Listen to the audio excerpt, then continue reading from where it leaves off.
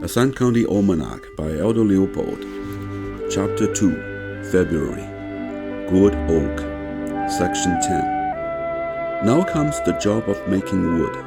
The maul rings on steel wedges as the sections of trunk are upended one by one, only to fall apart in fragrant slabs to be corded by the roadside.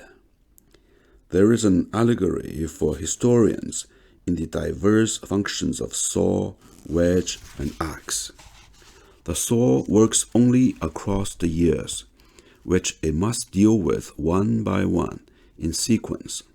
From each year, the raker teeth pull little chips of fact, which accumulate in little piles called sawdust by woodsmen and archives by historians. Both judge the character of what lies within by the character of the samples thus made visible without. It is not until the transect is completed that the tree falls, and the stump yields a collective view of a century. By its fall, the tree attests the unity of the hodgepodge called history. The wedge, on the other hand, works only in radial splits.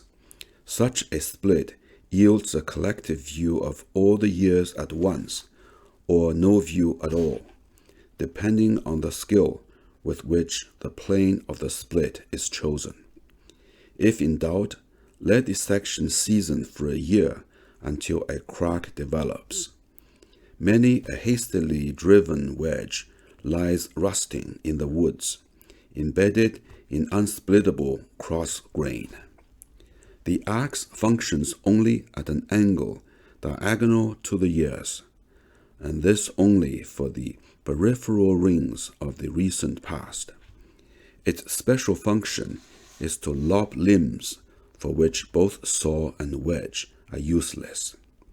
The three tools are requisite to good oak and to good history.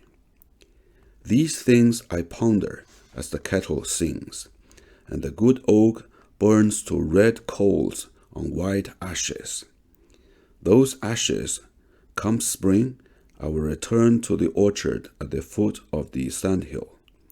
They will come back to me again, perhaps as red apples, or perhaps as a spirit of enterprise in some fat October squirrel, who, for reasons unknown to himself, is bent on planting acorns.